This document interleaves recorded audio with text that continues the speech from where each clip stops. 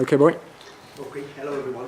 Yeah, just as we were going through the auction books there, I think it was Gina mentioned it too last night, but I'd ordered bloody trees in 2000 at Amazon.com before I even realised there was an Amazon.co.uk, and I got the notification that it had been shipped, but it was about 3 weeks later and it still hadn't arrived. So I emailed them and I said, I haven't got the book. And the guy said, well, it'll cost too much to ship again if you receive it. So he said, we'll send you another copy. So he sent the copy, that arrived, and of course after the original arrived. So being honest, I said, well, I'll send it back and with the money, and he said no, he said because it's such a thick book, it's not worth it. So I ended up donating it to the library, and I've just looked there, and it's on eBay, the prices that it's going for, I was like, Yes. well, they're all over $100, Yeah. so I was a bit no-go. Anyway, right. Before I start, I want to give full acknowledgement to the work of John Newman, Anthony Summers, and particularly Ira David Wood III's fantastic JFK Assassination chronology. The last couple of presentations I've done, last year at Canterbury and then at York in September, I started with an apology. To say that I'm sorry that the paper I started ahead of the 2015 conference here isn't complete. Unfortunately, I'm going to continue with that tradition today. I've simply found the subject material too vast and my spare time too limited to do it the justice it deserves. I was up till 1 o'clock this morning as well, trying to tidy bits up, and I think I've probably muddled things with the dates, so bear with me if I've got some mistakes. I'm sorry about that as well.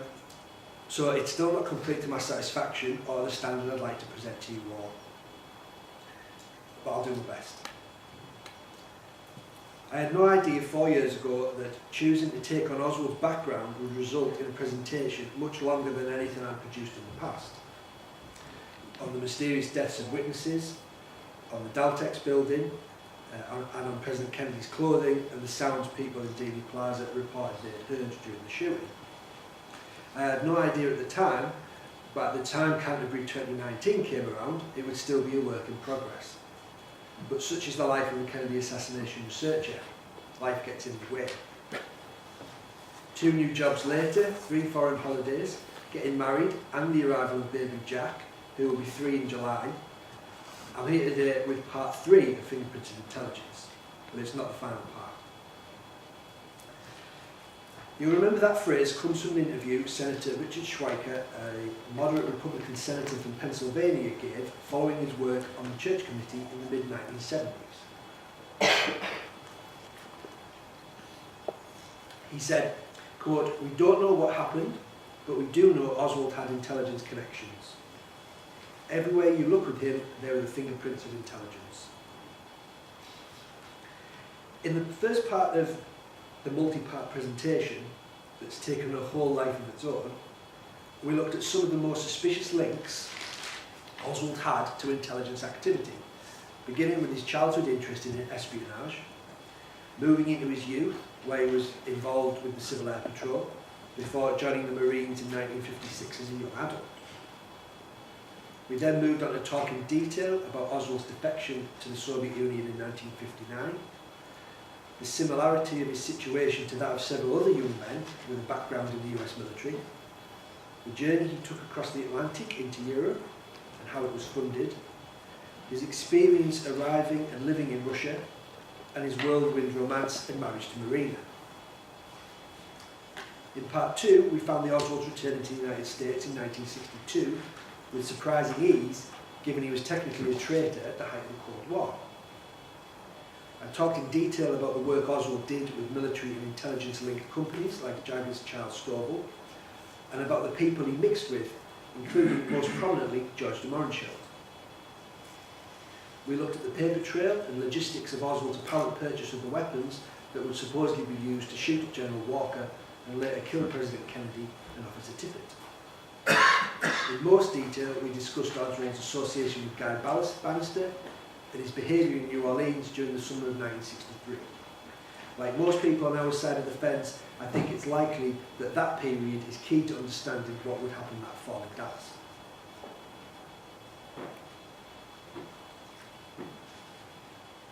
So today, in part 3, I'm going to look at the final 3 months of Oswald's life, from September through the lead up and eve of the assassination. It's early September when Antonio Veciana, the Cuban exile leader, meets with his CIA handler, he knows as Morris Bishop, at what was likely the Southland Centre, which is today the Sheraton Dallas Hotel. Veciana claims that Bishop introduces him to a man he later recognises, after the assassination, as having been Lee Harvey Oswald. It was long speculated, until Veciana confirmed it in 2016, that Bishop was actually David Lee Phillips, who at the time was running the CIA's covert operations against Cuba out of its Mexico City station. Where do we know Oswald was during this period? The answer is we really don't. He reportedly visits his uncle Charles Dutch Murrett, he of the links to the mafia godfather Carlos Marcello, in New Orleans on September the 2nd. Otherwise, Oswald hasn't been seen by anybody since August the 21st and won't publicly resurface again until September the 17th. There are records of him visiting the employment office, cashing cheques, withdrawing library books and applying for jobs. However, the FBI is not able to authenticate his signature on many of the documents, and of the 17 firms where he's supposed to have applied for work, 13 deny it and the other 4 don't exist. However, one possible sighting occurs on September 15th, when Perry Russo says David Ferry introduces him to a Leon Oswald at a party. Russo later positively identifies Leon as Lee Oswald. This is the party where Ferry, Oswald, several anti-Castro Cubans and a tall, distinguished-looking white-haired man introduced as Clem Bertrand, but later positively identified to Jim Garrison by multiple witnesses as being the alias of Clay Shaw, discussed assassinating Fidel Castro. Later, talk shifts to getting rid of JFK and blaming it on Castro. And Ferry talks about using triangulated crossfire on the best way to assassinate the president. 2 days later, Oswald visits the Mexican consulate in New Orleans and fills out an application for a tourist card. The very next person in line is CIA operative William George Godet, who has an office just doors away from Guy Bannister's 544 Camp Street in New Orleans. On September 25th, Oswald is supposed to be somewhere between New Orleans and Mexico on a bus, but someone claiming to be Lee Oswald presents himself at the Selective Service Office in Austin, Texas, and is there for half an hour discussing what he can do about his dishonourable discharge from the Marine Corps. Meanwhile, in Mexico, an O.H. Lee registers at the Hotel de Comercio, which is a hotbed of anti-Castro Cuban activity. Yet that morning, sometime between 8 AM and noon, Oswald cashes an unemployment check at a Winn-Dixie store at 4303 Magazine Street in New Orleans. Later, on the bus to Mexico City, he reportedly sits next to a man identified as Albert Osborne. Osborne is really John or Jack Bowen, as he admits to the FBI later. When Oswald is captured after the assassination, he has a library card in his wallet with the name Jack L. Bowen, which later disappears from evidence. Interestingly, when the three tramps were arrested in Dealey Plaza, one of the names used by the oath tramp will be Albert Alexander Osborne, and he also uses the name Howard Bowen. Oswald reportedly crosses the Mexican border at Nuevo Laredo on September the 26th, and after the assassination, the FBI will find a receipt from Laredo, Texas, in his belongings. Yet, back in Dallas, someone is introduced to Sylvia Odio called Leon Oswald, who she identifies as Lee Oswald after the assassination. He's accompanied by two Cubans, one of whom is called Leopoldo and the other Angel. They're soliciting funds for the Cuban exile group Jura. The following day, September 27th, Oswald visits the Cuban embassy in Mexico City. and visits the office of Sylvia Durand to apply for a visa. He wants to go back to Russia. She calls the Soviet embassy and is told that Oswald's application will take 3 to 4 months to process. Informed of this, he gets very angry, and Durand has to call for help from the Cuban consulate. They get into a shouting match, and Oswald is asked to leave.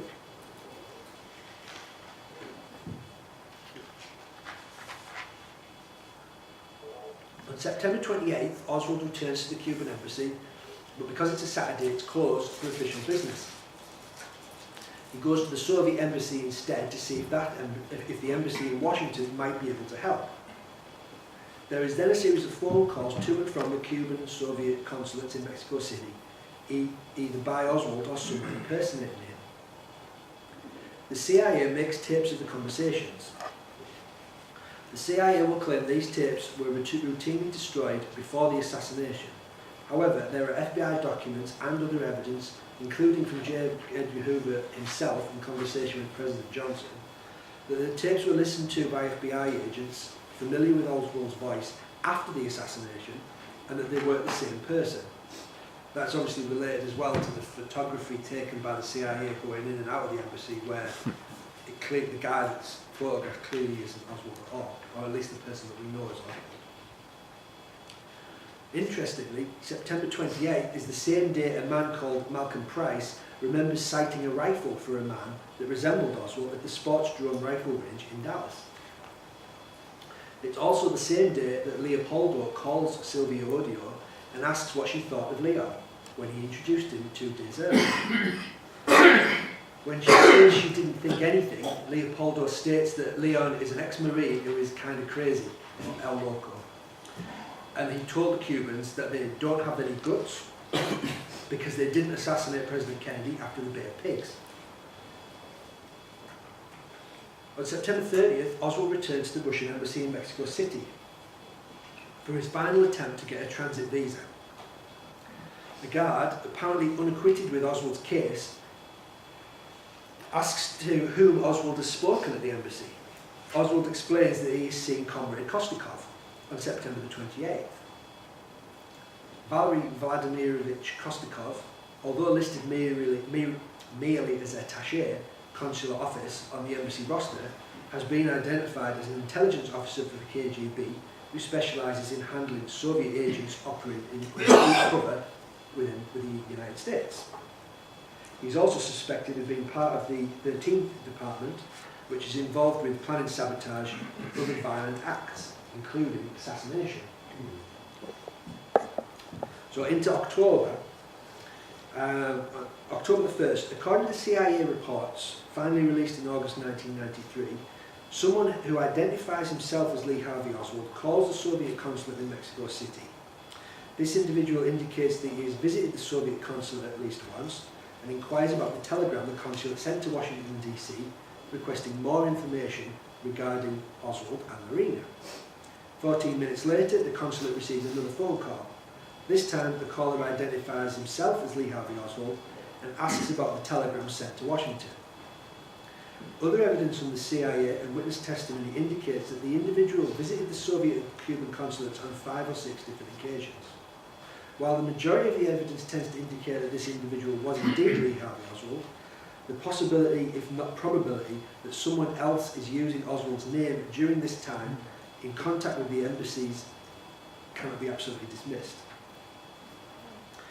There's then a memo from Hoover to Secret Service Chief James Rowley, and it says, quote, "The Central Intelligence Agency advised that on October the 1st, 1963, an extremely sensitive source had reported that an individual identified himself as Lee Oswald, who contacted the Soviet embassy in Mexico City, inquiring as to any messages.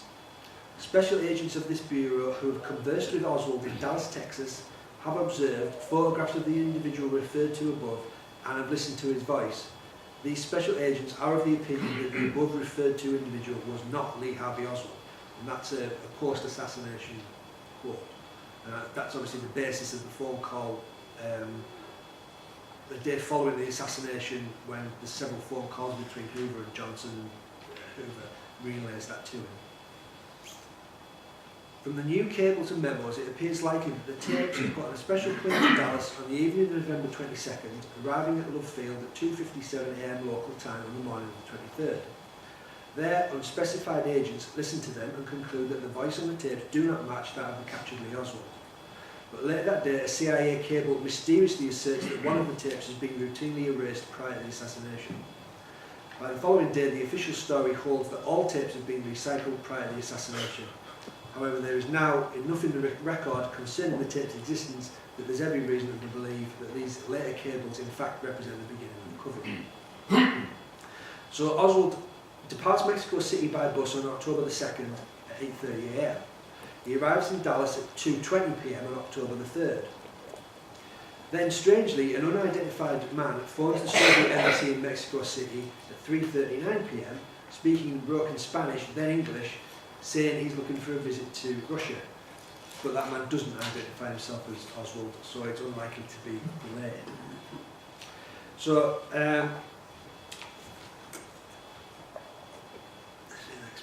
I'm into my notes now, so it's less coherent. About 6 PM on October the 3rd, Oswald is reported to be in Alice, Texas, some 400 miles south of Dallas, 100 miles east of Laredo, and about 40 miles west of the Gulf city of Corpus Christi. He reportedly drives up to the radio station KOPY in a battered 1953 model car and asks about a job, and this is the guy that supposedly doesn't drive. He's told to return the next day and speak to the manager. Around 6:30 or 7 PM in Freer, Texas, 35 miles west of Alice, Oswald was reportedly in a cafe asking a waitress if she knows of any job opportunities nearby. She tells him there is a plant opening up nearby in November. A woman resembling Marina Oswald, as well as a child of about 2 to 4 years of age and a newborn baby, perhaps 2 weeks old, accompanied him. Marina is in her 9th month of pregnancy at this time, and Oswald have a 1.5-year-old girl due, but the second daughter, Rachel, won't be born until October the 20th.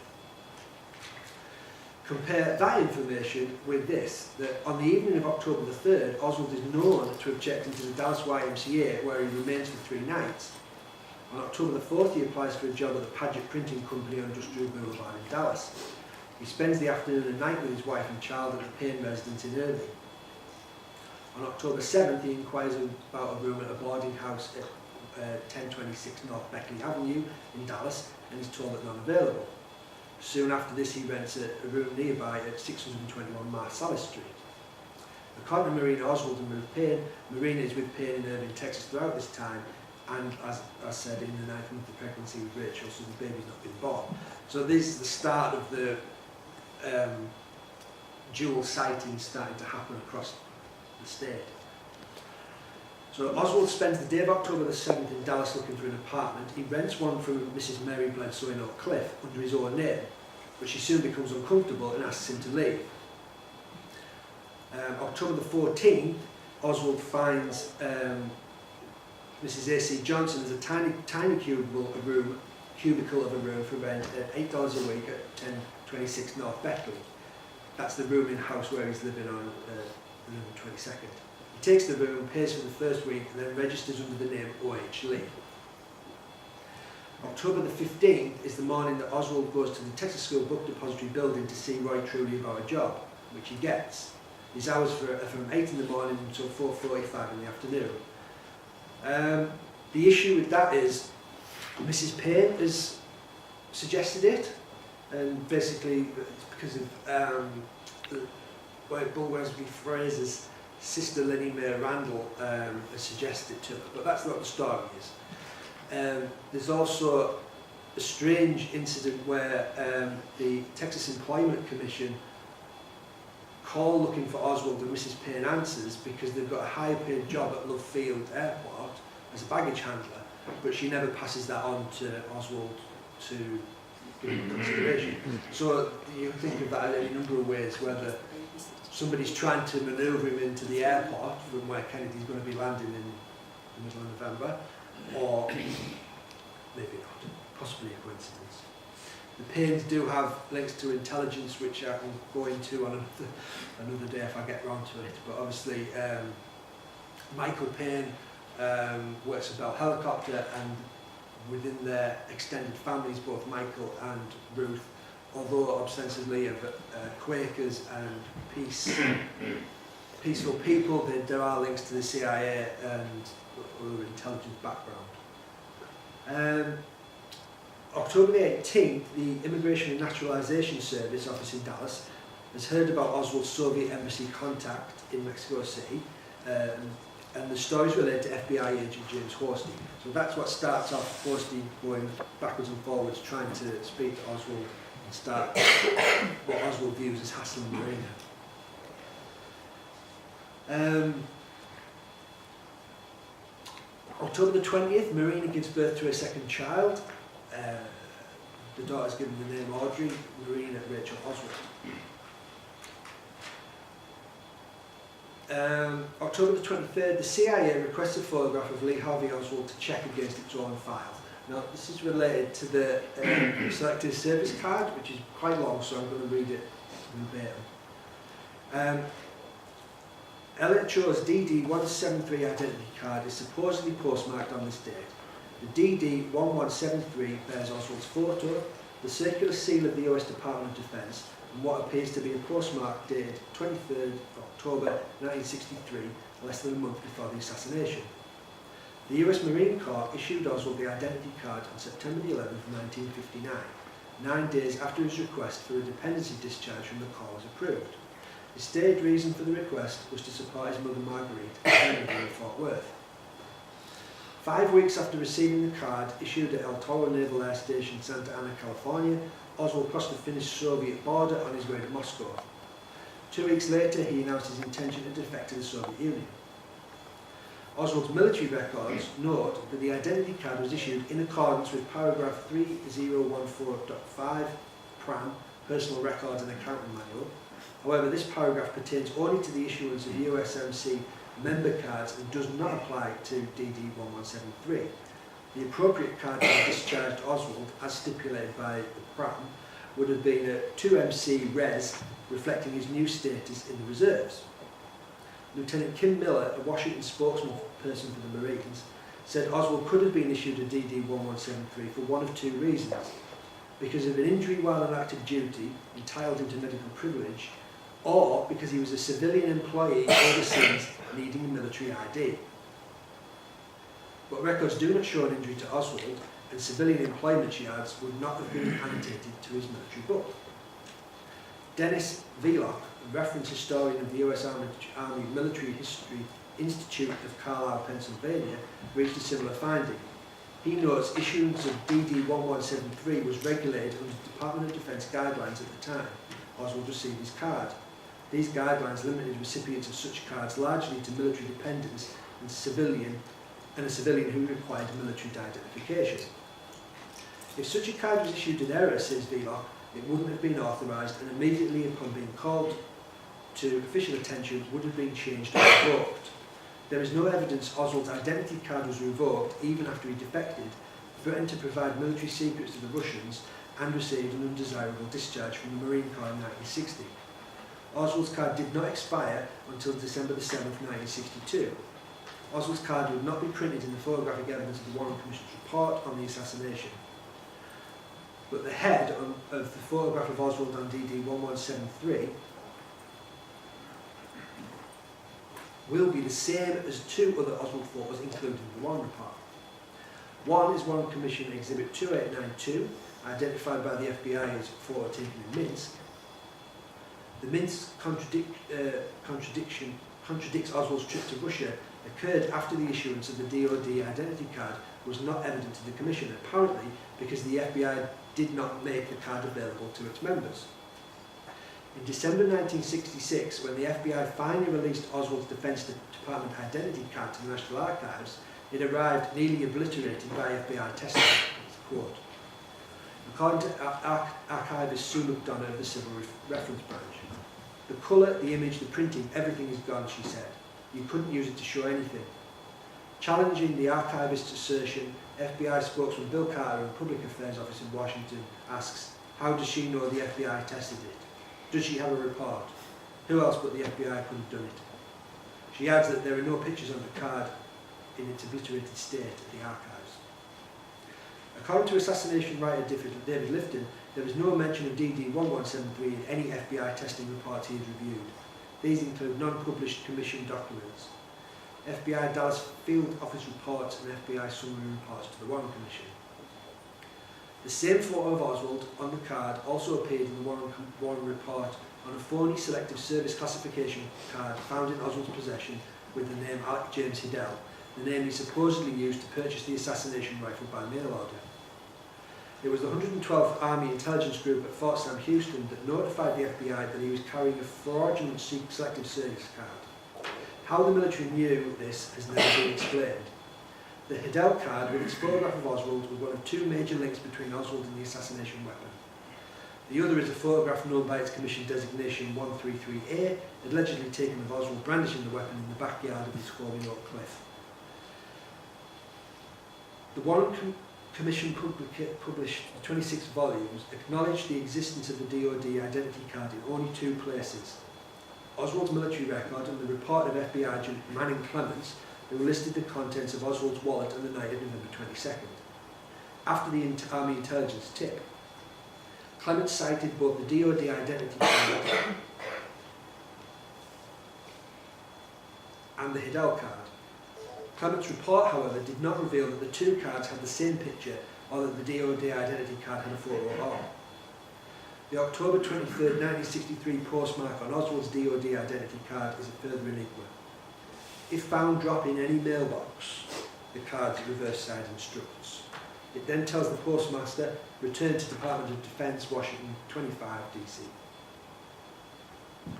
Robert Blakey, former General Counsel to the House Select Committee on Assassinations, considered the possibility that the card was lost, dropped in the mailbox, postmarked and delivered to the Defense Department.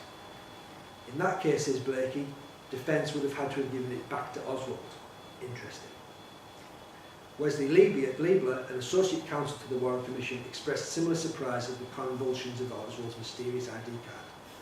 This is all new to me, he says. Two things seem odd.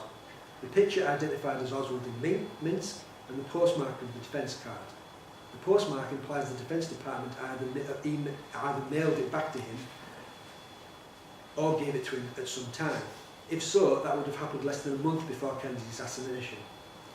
Was, as some conspiracy theorists suggest, Oswald working for the US government at the time? Researcher Paul Hock of Berkeley, California, attempted to discover the significance of Oswald's DD Form 1173 as early as 1974. He says the House Select Committee on Assassinations attempted to deal with the possibility that Oswald had been working with the US government after he left the Marines, but as far as we know, they didn't deal with this card, and it may have been the missing element.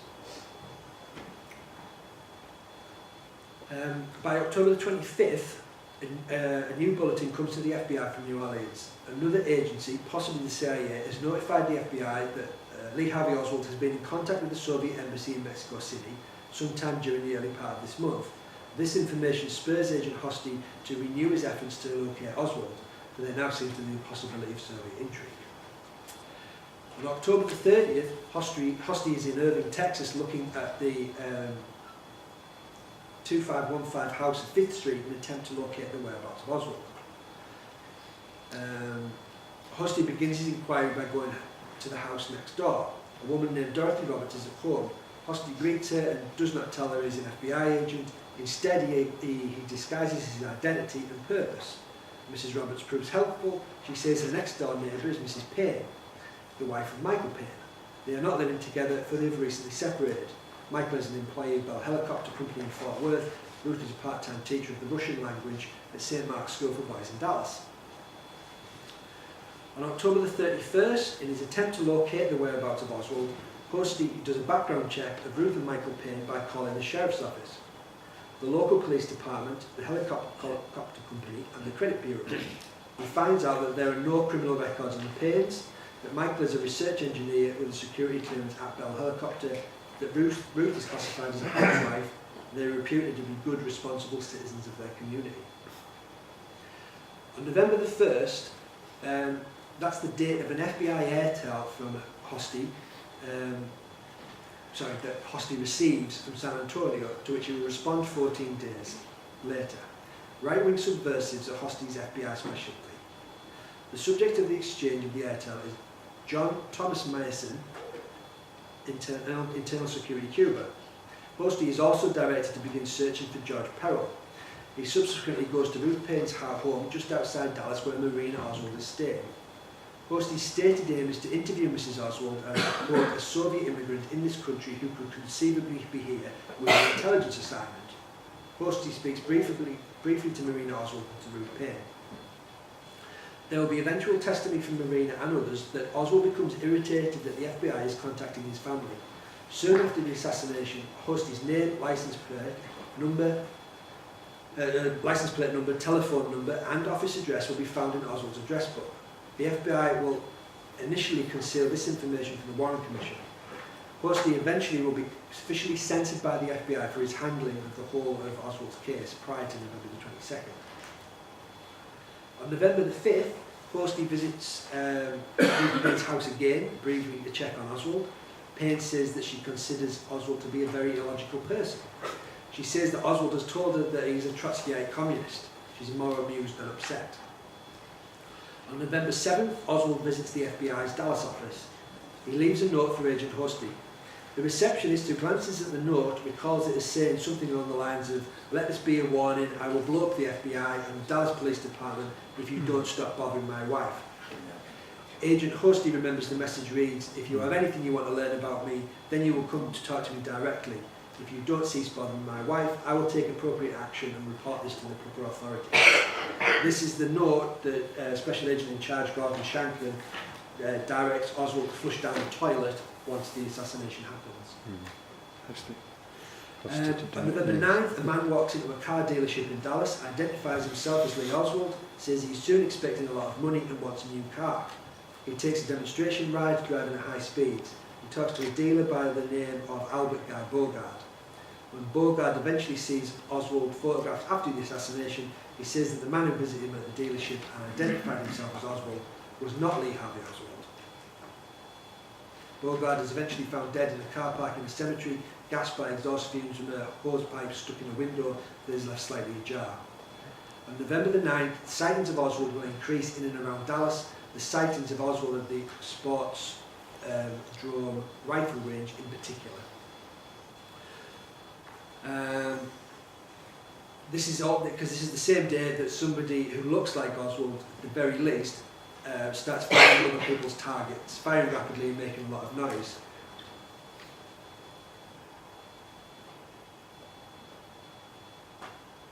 November 12th.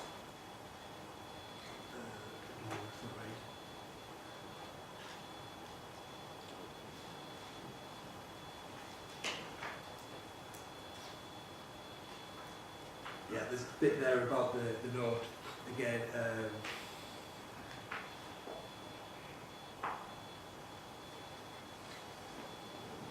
Yeah, there's some discrepancy about what day it is that Oswald goes to the Dallas FBI office. So it may have been November the 12th.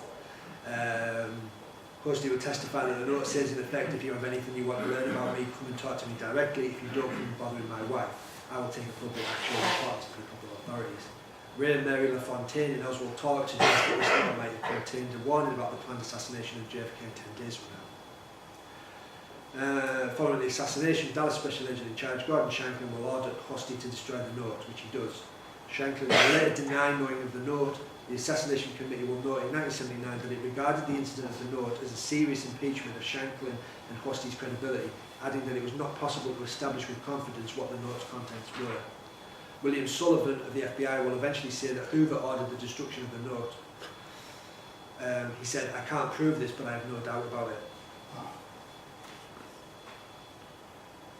Per request by Marina, Oswald stays in Dallas that weekend.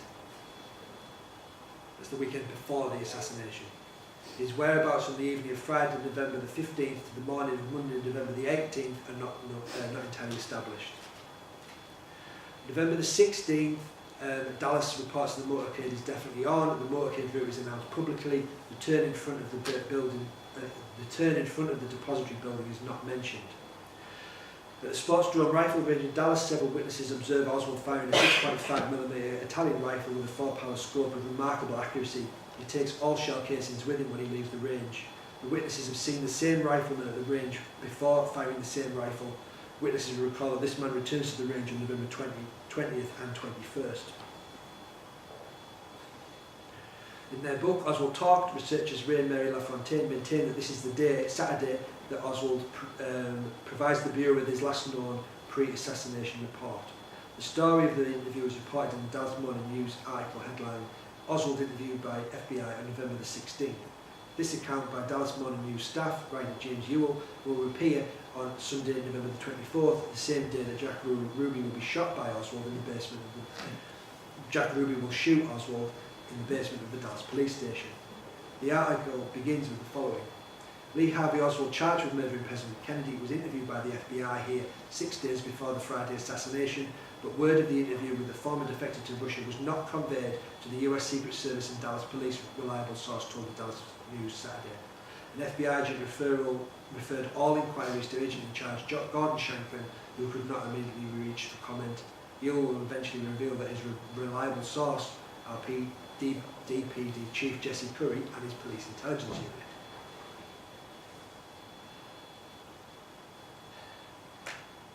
Right. November 17th, FBI overnight code clerk William S. Walter in New Orleans maintains that he receives an airtel alert from FBI headquarters in Washington about a threat to assassinate President Kennedy November 22nd, November 23rd in Dallas by, quote, a military revolutionary group. Instructions in the teletype include conflicting infiltrators in local racist hate groups. The original airtel and all copies will disappear shortly after the assassination. Word of the teletype will not leak out until 5 years after the assassination. Upon receiving the teletype, Walter said under oath, I immediately contacted the special agent in charge who had the category of threats against the president and read in the teletype. He instructed me to call the agents who had responsibility and informants, and as I called them, I noted the time and the names of the agents that I called. That all took place in the early morning hours of November the 17th. So the actual wording is urgent, 1:45 a.m. Eastern Standard Time, 11/17/63. All special agents from the director. Threat to assassinate President Kennedy in Dallas, Texas, November 22nd, 23, 1963. Miscellaneous information concerning information has been received by the bureaus, and the Bureau has determined that a militant revolutionary group may attempt to assassinate President Kennedy on his proposed trip to Dallas, Texas, November 22-23, 1963. All receiving officers should immediately contact all CIS, PCIS, logical race and hate group informants and determine any basis for threat. Teletype should keep Bureau advised of all developments. Other officers have been advised, end and act PLS. Nothing was done. Oswald was reportedly seen at the sports drone rifle range. Another heavyset man accompanies him. Reportedly, Henry Cheneyworth, while firing at the range, Oswald shoots at a target which isn't his own. Garland Genwell Slack, the man whose target Oswald shoots at, complains to the rifle's owner, Mr. Davis. Davis then confronts Oswald and tells him to shoot at his own target. Slack remembers that LHO was rapid firing and stayed at the range for approximately 2 hours.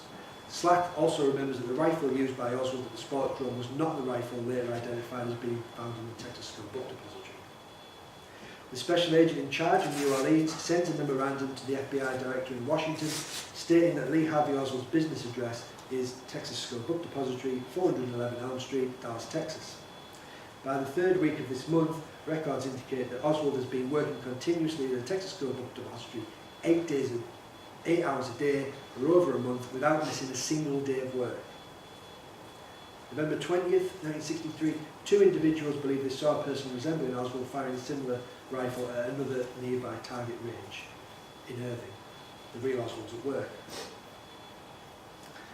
Oswald leaves his rooming house at 1026 North Beckley this morning, boards a city bus, and shortly thereafter arrives to work at the book depository. Oswald reportedly has breakfast at the Dobbs restaurant in Dallas this morning around 10 a.m. Oswald orders eggs over lunch and complains that the eggs are cooked too hard. Still, he accepts them. This testimony comes from Mrs. Dolores Harrison, a waitress at the restaurant. Waitress Mary Dowling recalls this event and that Officer J.D. Tippett is also present in the restaurant at this time. She recalls that Oswald uses a curse word when referring to the eggs and that Tippett shot a glance at Oswald. But she says there's no indication in her opinion that the two men know each other. It is an established fact that Tippett frequents the restaurant. November 21st, Oswald asks Bull Fraser whether he can ride home with him this afternoon. Fraser, surprised, asks why he's going to Irvine on Thursday night rather than Friday. Oswald replies, I'm going home to get some curtain rods to put in the park road. The two men leave at 4:40 p.m. and drive to Irvine. There is little conversation between them on the way home. Mrs. Lily Mae Randall, Fraser's sister, comments to her brother about Oswald's unusual midweek return to Irvine. Fraser tells her that Oswald has come home to get curtain rods. 5 p.m. on November 21st, Oswald catches a ride from work with Fraser. This is his first visit there on any Thursday since moving back to Dallas. Maureen Oswald has not seen him for 2 weeks and thinks he looks lonely. Looking sullen as he enters her bedroom, he takes her by the shoulder to give her a kiss. Maureen turns her face away and points to a pile of clothes. There are your clean shirt and socks and pants. Go in and wash up. 4 times tonight, Oswald asks Maureen to move with him to a nicer apartment in Dallas. Each time he refuses. Lee goes outside to play with his daughter June. His pet name for her is June. He plays with June until dark. That's the end of my notes. What I was intending to do, if I got to the point of finishing the whole presentation properly, was to kind of open a discussion. So it's probably worthwhile doing that, because I probably got as far as I could go. So.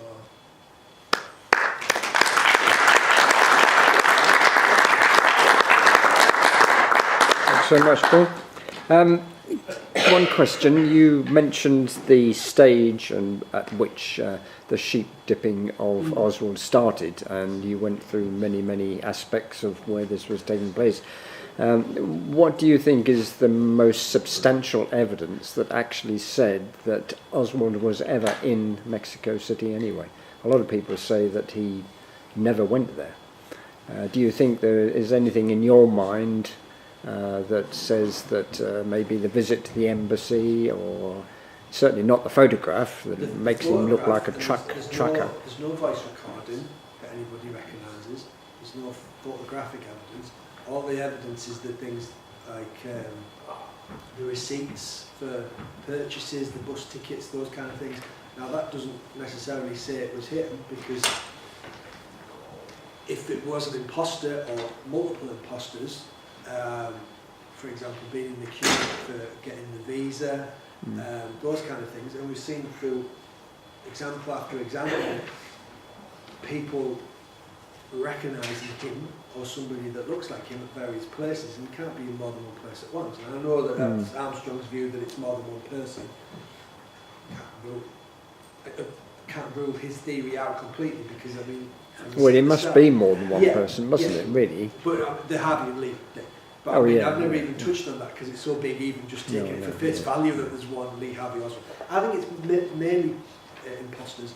I don't think he probably did go, but I don't think it's him at the embassy in every single instance.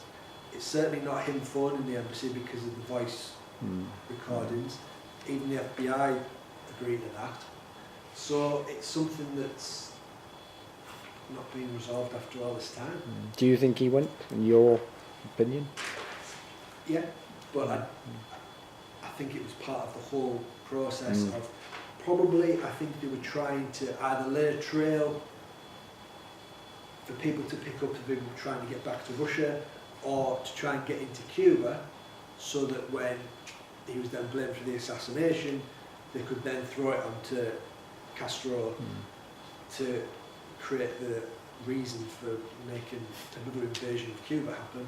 I think that's where the second part of the conspiracy came into it, when Johnson said, wait, right, let's not do this, it's going to cause World War III, let's cover it up. The best way to cover it up is lone government. And that's kind of my line of thinking, that it was a kill two birds with one stone situation. We'll get rid of Kennedy, we won't necessarily, it's not, I don't think they plan to make it a lone gunman, because the original conspirators to kill Kennedy, I think they wanted to make it look like Castro did it to make the reason to invade again.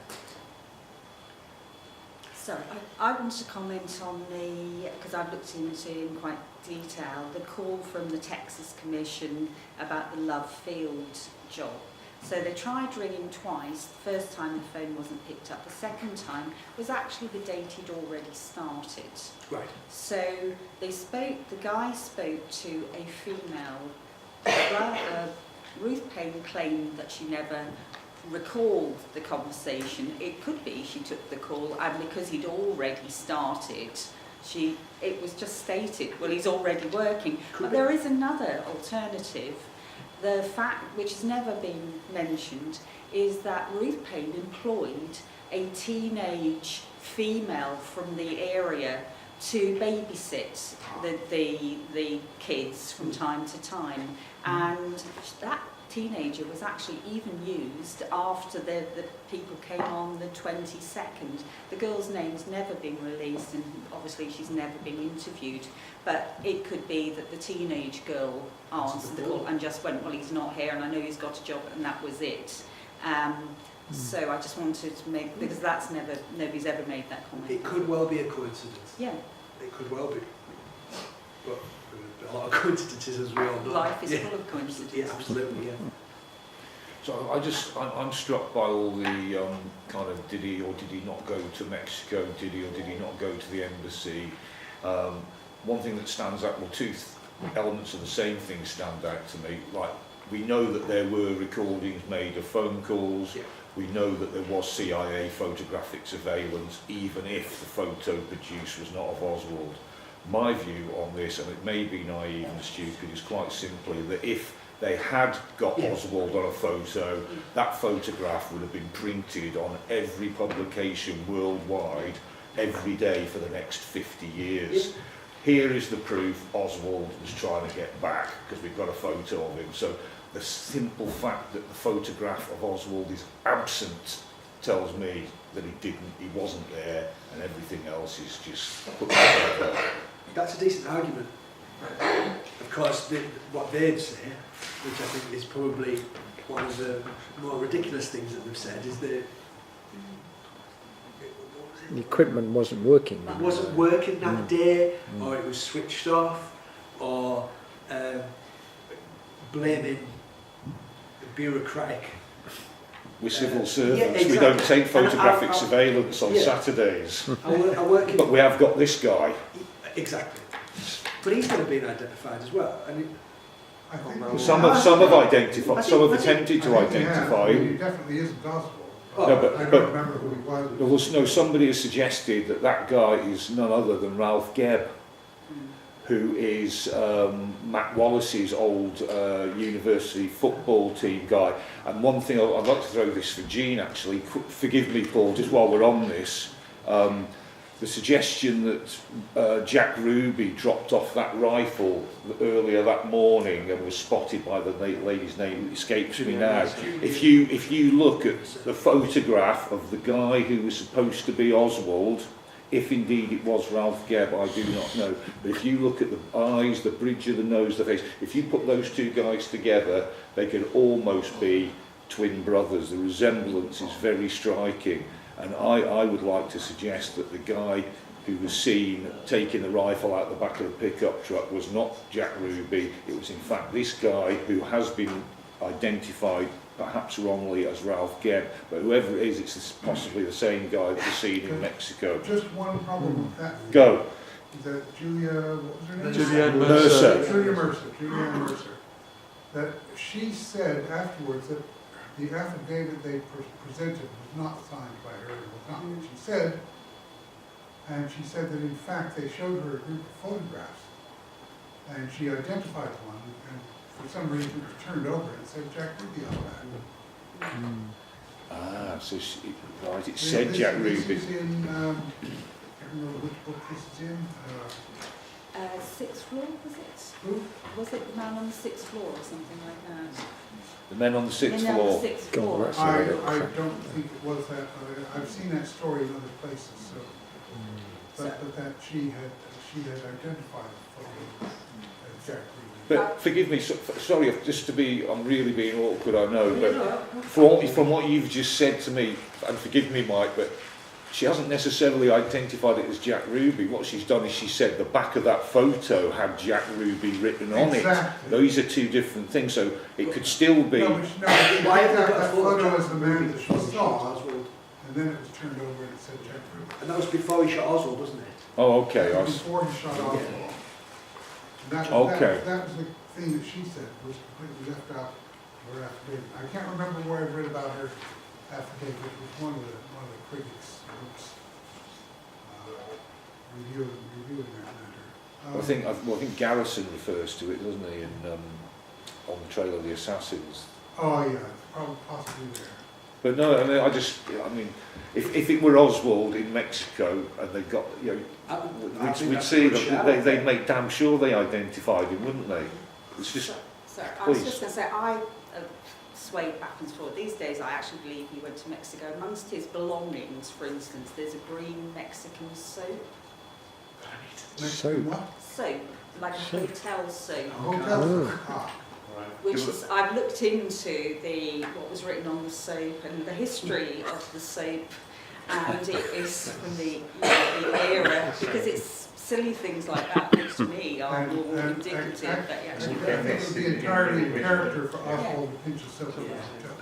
But it's not just the phone calls as well, there's different dates. This is what was getting me confused when I was trying to get it through my head again last night after doing it months ago. It's not clear that there's the correct dates of when he checked into the hotel, under what name, were there more people checking in under different names that were similar. It's all very confusing. I know the Lopez report is probably the best source for that. As we all say, you can pick one little thing out and then it balloons up into something else. And just looking at Mexico City, probably something. I mean, when I've got to do this, I'm not going to go back into it because, like I said, it took me 4 years to get to this point, and I'm like, I'm going to kind of move on to the next part now. So I'll hand it over to the next person who wants to look at Mexico City as a project. I want to get onto the actual data because there's loads of things that I'll get to when I present that about the Cal Mather thing, the Collins radio and all of that, which I've been particularly interested in doing. So that will be the final part, and I promise I will do it and tie it all up, and then, as I say, I'll move on to something else for future presentations. Thanks very much.